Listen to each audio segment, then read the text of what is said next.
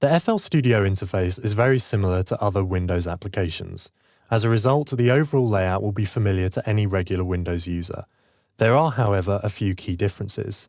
For instance, the location of the close, maximize and minimize buttons is not in the top right-hand corner as you would expect, but in the top left-hand corner instead, over here.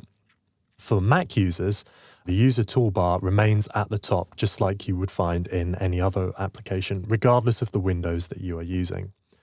There are 5 buttons which you'll find yourself using on an everyday basis as you switch between the windows in a typical FL Studio project. Let's have a look at these now. These are the playlist, the channel rack, the piano roll, the browser, and the mixer. Notice as I mouse over these, you can see the information of these windows in the left-hand side of the interface over by this box.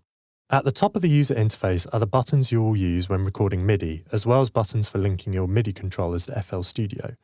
For instance, you can find the metronome button here, the input to start playing button, countdown before recording, and others as well, such as blend recording and loop recording.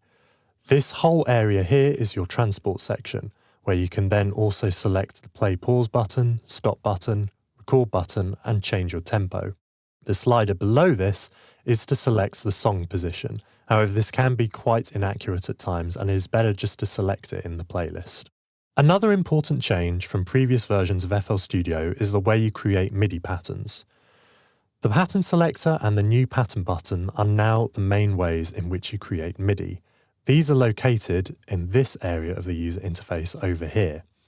To add a new pattern, you simply select this plus button here, and to select a pattern, you either right-click or you simply click on this button here, which also brings down the same drop-down box.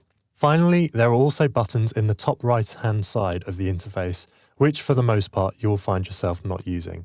These are the undo button, the open audio editor button, the one-click recording, and the help button. These are all shortcuts which you'll find yourself not using very often. It's important to familiarize yourself with the user interface now so that you don't have to revisit it later, as later movies will assume full knowledge of the FL Studio user interface. If something is confusing later on, use this video as a reference.